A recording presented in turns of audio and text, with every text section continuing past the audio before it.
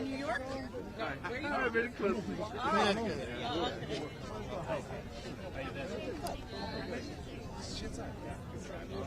Yes, she'll take a picture. Yeah. Courtney, let's take a Yeah, looks great. Amazing.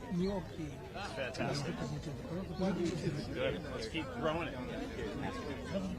Yeah, you got it. Thank you very much. Take one with Obama.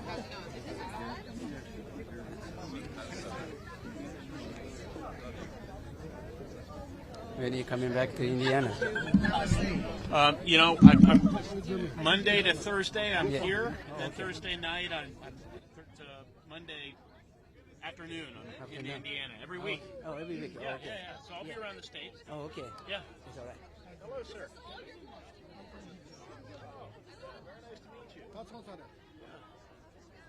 Thank you for being here. It's so important. It's a team effort, right? Senator Todd Young, I suppose I'm not representing Northern California. This is Vice President of our association in Northern California. We're from Northern California. Thank you so much for your continued support. We appreciate everything you guys. Of course. I'm from Bay Area, from Tibet. Very nice to be with you, sir. Can Yes. we take a picture? Of course.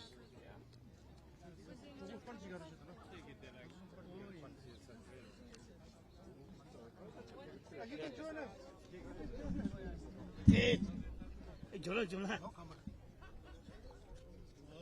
Thank you. Thank you so much. Thank you. We appreciate it so much. Thank you. You too.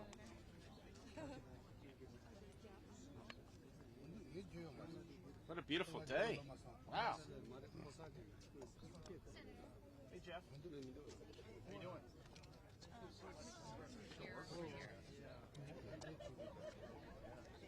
Great showing. Are all these people from Oregon? Yeah, we got. Oh, okay.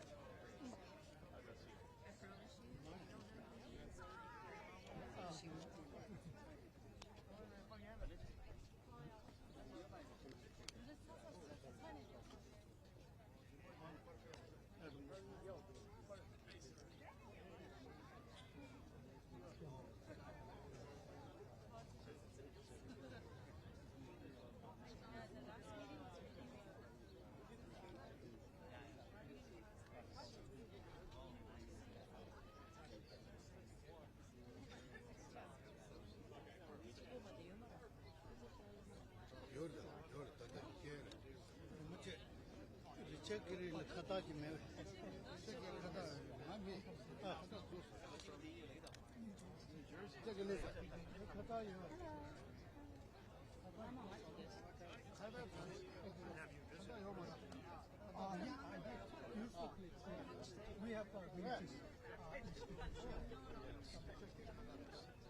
khata yo hai khata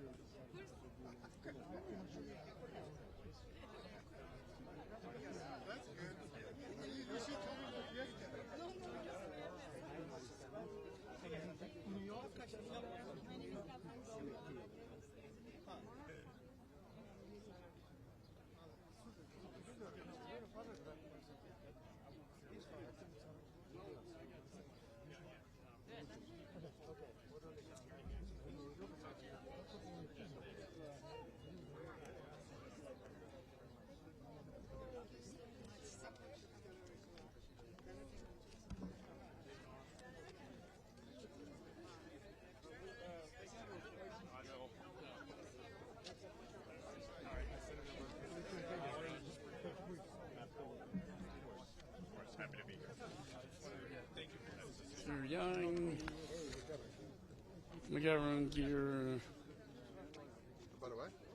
Merkley. Yeah.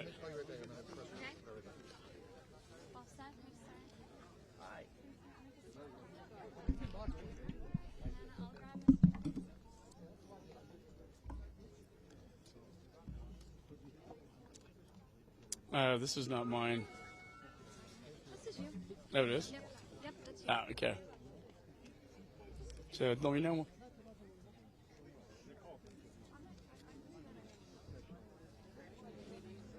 You ready? I think we're going to get started. Well, Tashi Dalam. Tashi Delay. Well, I know you're not here to see me. You're probably here to see Richard Gere. But I'm Michael McCaul, chairman of the Foreign Affairs Committee. And I want to thank all my colleagues for being here, all of you, the Tibetan people, supporters of Tibet, and the cause against Communist China. I want to thank my good friend Richard Gere and the good people of the International Campaign for Tibet for being here to highlight the important plight of the Tibetans. We will not stand for the CCP's continued oppression of the people of Tibet. Our promoting a resolution of the Tibet-China Conflict Act empowers the United States to achieve its long-standing goal of getting Tibetan and CCP leaders to resolve their differences peacefully through dialogue. I want to thank my good friend Jim McGovern. We worked together on this bill and introduced it together. I promised Richard Gere we would mark it up out of my committee and get it to the House floor as soon as possible. I want to thank Todd Young, Senator Todd Young, and Jeff Merkley for your efforts in the Senate. You know, no formal dialogue has occurred between China and Tibetans since 2010, and the CCP government officials continue to oppress and censor Tibetans. Our bill rejects the CCP's claims that their tyranny over Tibet is a legitimate government and asserts that the people of Tibet have a say in their future. This bill also fights against CCP propaganda about Tibet by directing the State Department to clarify the record and publish truthful histories and testimonies from the Tibetan people themselves. We cannot allow the CCP to suppress the vibrant history and resiliency of the Tibetan people or Tibetan Buddhism. If the CCP truly respects sovereignty, as it claims, then they should engage in peaceful dialogues with the Tibetans to resolve this conflict, not through strong-arm Tibetans, to strong-arm them into accepting a proposal. The United States and this delegation strongly condemns the Chinese Communist Party's oppression and coercion of Tibetans in China, as well as any CCP involvement in the succession of the Dalai Lama. Tibetans, like all people, have the right to religious freedom, and that means freedom from surveillance, censorship, and detention. And they have no right to eradicate your history and your culture and your religion, and we will stand by the people of Tibet. Free Tibet.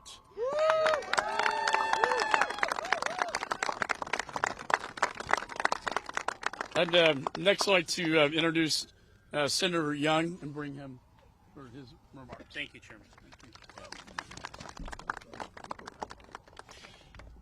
Well, I would like to thank Congressman McCaul for his leadership, Congressman McGovern also for leading on this issue, my colleague, Senator Merkley, with whom I've partnered on many matters, none as important probably as the one before us today. I should acknowledge Richard Gere, who has long used his platform to be an advocate for the people of Tibet. Thank you, Richard. You know, it's been 2 decades, 20 full years since the United States has updated its policy in Tibet. As Richard might share with you, I believe Chicago was still in the theaters back then. With no change in the status quo, it's no surprise that China has stalled talks with Tibet for more than a decade. Abetted by an international community unwilling to push back, the Chinese Communist Party has claimed Tibet is an internal matter. But we need to realize that this is an unresolved conflict, not an internal affair. We have a moral obligation to push back against the human rights abuses of the Chinese Communist Party. It's clear that their surveillance-driven oppression of both Uyghurs in Xinjiang and Tibetans in Tibet is part of a pattern of malign behavior that has and will continue to proliferate to other minority groups or the wider Chinese population. The Tibetan people have a right to determine how they are governed. Beijing's aggression toward Tibet is self-serving, with negotiations and even the very definition of Tibet on the CCP's terms. We must refresh U.S. policy towards Tibet. We must push for negotiations that advance freedoms for the Tibetan people and peaceful resolution to China's conflict with the Dalai Lama. Putting our legislation forward again demonstrates America's resolve that the CCP's status quo, both in Tibet and elsewhere, is not acceptable. Republicans and Democrats alike are in agreement on this issue, and I'm hopeful we'll make more progress this year. Thank you all for being here to support the cause. I look forward to doing some good together.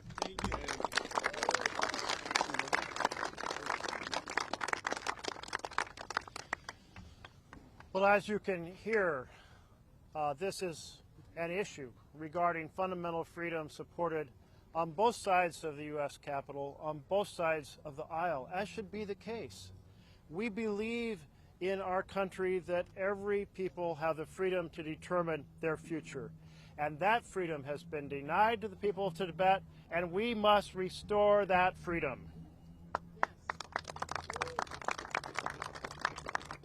The freedom to raise your children in your own language, to raise your children in your own culture, to use the opportunity to raise your children in your own house, not in boarding schools and having them taken away, 80% of the Tibetan children. Absolutely unacceptable. Let's restore the children to the care of their families. For over 70 years, the freedom of the people of Tibet, that right to determine their future, has been denied through the unrelenting oppression from the Chinese Communist Party. Individuals cannot practice their religion as they want. And for those who protest or step out of line, there is harsh punishment. 8 in 10 Tibetan children now separated from their parents in boarding schools as a means of indoctrination, a means of wiping out the passage of culture from one generation to the next. We know in our own history the damage that is done to indigenous people of North America through boarding schools. Canadians know this. The world knows this. And we must stop this horrific practice in Tibet. Our nation was born on values of freedom and self-determination, and those values need to be at the center of our actions and our relationships in the world between ourselves and other governments. We must bring our government power to bring the Tibetans and the PRC authorities together so they can have that dialogue that has been silenced for 13 years. We have to pass the Promoting a Resolution to the Tibet-China Conflict Act and pass it now.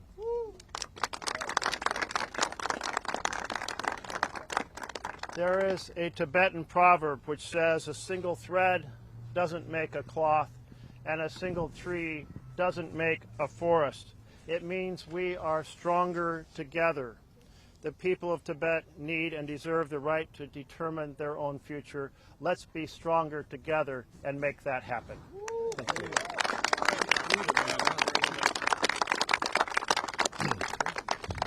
So I'm Jim McGovern from Massachusetts, and I first of all want to thank the International Campaign for Tibet, and especially all the people who have come to the Hill to help Congress understand why Tibet matters. This is an incredible turnout here today, and it shows the power of this movement. I want to thank Senators Merkley and Young for their leadership. I want to thank my good friend Chairman McCaul for his leadership, for showing up, for co-sponsoring the bill, and for making a little bit of news today saying that his committee will mark this bill up shortly. We are grateful for that. I'm proud to be leading the Promoting a Resolution to the Tibet-China Act, because when it comes to Tibet, we are running out of time, and we need to do something different. We are here to say with one voice that Tibet has not always been part of China, as the government of China now claims. We are here to say that Tibetans are a resilient people with their own history, their own language, and their own culture. And we are here because that rich heritage is under attack, threatened every day by cultural erasure at the hands of the government of China.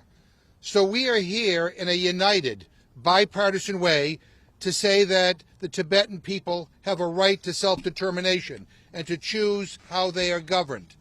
It is time to say that human rights matter, that the Chinese government cannot rewrite Tibetan history, that the Chinese government needs to restart a formal dialogue with Tibetans.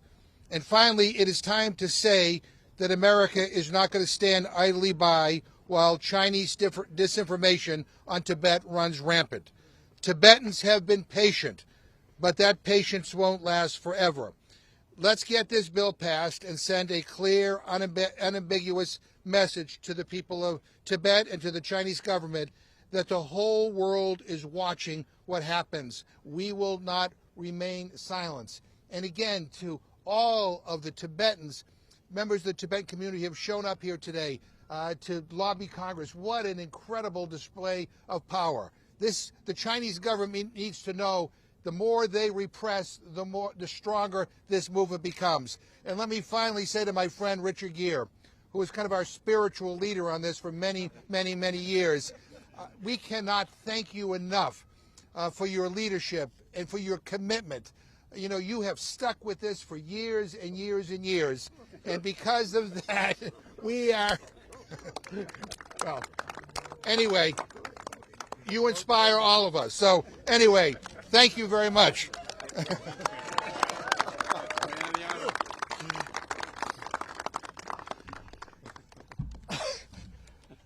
First of all, have you ever seen an event where Republicans and Democrats get along this well? I don't think I ever have. The last time was when His Holiness got the Congressional Gold Medal, and both sides of the aisle were filled with moved and emotional people.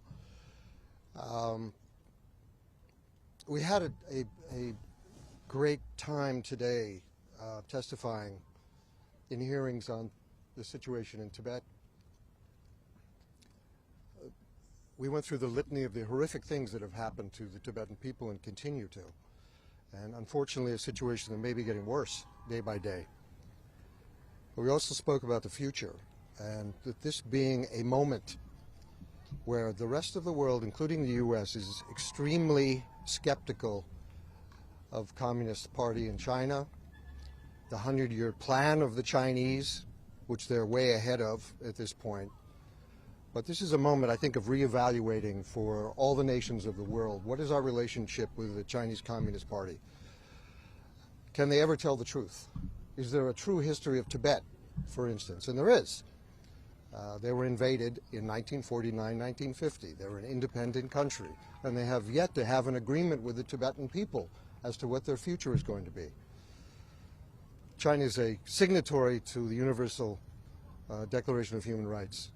It's very specific, and I think they've broken every rule, every declaration, every part of that declaration has been diminished. I think today's a beginning point for where we can end up, and it's not just here in Washington. I mean, the reality is the American people, Congress, has been extraordinary in voicing what you guys have voiced today, and with strength and with power and with a rhetoric that soars. I mean, I'm just amazed, and you guys speak better than we do, and I'm extremely thankful for that. You know, when I wandered into a Tibetan refugee settlement in Nepal about 45 years ago, I didn't know I was going to end up here right now. But every second of that journey, of that 45 years, has led me closer to who I am as a human being, what my place is in the universe, and creating a community of people who also see that as how we can live with each other. Being honest, being kind, being loving, being caring, being responsible, and standing up when something is wrong. And what has happened to the Tibetans is wrong. the propaganda that the Chinese have been spewing for the last 60 years is false. Tibet is an independent country before and will be in the future. They are independent in terms of language and culture and religion especially. And the extraordinary nature of what that experiment was in Tibet, of creating a culture that's really based on not money and not power, but how much love and compassion can we generate? How much wisdom can we generate? What an extraordinary thing. The Chinese have done their best to destroy that. It's living well in exile. It's living well in the U.S. with this extraordinary Tibetan community that is part of us here in the U.S. and adding to our own rhetoric. Louder, please. Even louder? Yeah. No, but I see this as a moment of possibility. And I want us all to grab this now. This bill that we've been talking about is a part of that. And it's setting the record straight. It's setting history straight. It's setting our own motivation and making it as pure as it possibly can be, that we are there for the Tibetan people. And I'm deeply proud to be here in Washington and consider myself a brother with these wonderful guys behind me right now. So I want to thank you all for being here. And hopefully we'll have another one of these when we pass the bill, which is going to be when, Jim? Soon. Very soon. When we do the markup, which is when? Very soon. Thank you all for being here. I appreciate it. Thank you. If there are any questions, Richard Gere is right here. So. And I'm a stand-in. No, thank you so much. Yeah.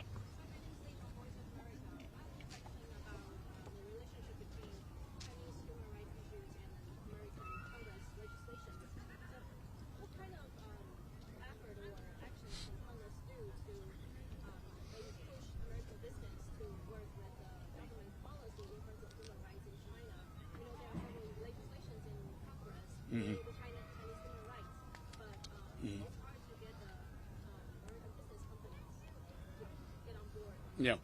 So we have American companies that profit off the Xinjiang province where they commit genocide against the Uyghur Muslim population. I passed the bill along with Jim McGovern to condemn that and also to call it genocide, because it is. And to call upon any American company that profits off slave labor. We put sanctions on that. We have no business profiting off slave labor and genocide. This is, 2023. So wherever we see this, we condemn it, but particularly in China where we see so many abuses of their own people and the abuses of the Tibetan people. And that's what this bill is all about, is freeing the Tibetan people, getting a dialogue, and as Richard Gere said, setting the record historically straight about the Tibetan people, what happened. This was an invasion, and that the Tibetan people deserve to be free. And we'll have the State Department, through its interviews with the Tibetan people, the way the Chinese Communist Party has.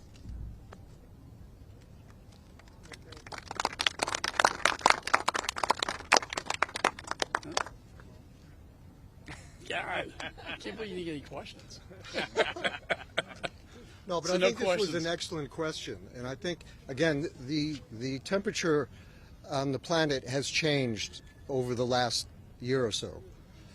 And I think the reality of American industry, but European industry as well, thinking that they were going to make a lot of money in China, has radically changed at this point. And I think they're more open to the kind of moral responsibilities of running a business in a way that's in keeping with what we would expect an American company to do. Let me just say one thing, because I think it's worth pointing out. So you have Democrats and Republicans here, liberals and conservatives. I mean, we're a very polarized Congress right now. Sometimes we can't even agree on what to have for lunch. But we are in agreement on this. we have come together, and this is a message to the government of China. That we are united. Democrats and Republicans are united. We stand with the Tibetan people. We're not going to let them get away with the cultural erasure of their culture. We are going to do whatever it takes to be wind at the backs of the Tibetan people. And I think we are united on this, and so we will do whatever we need to do.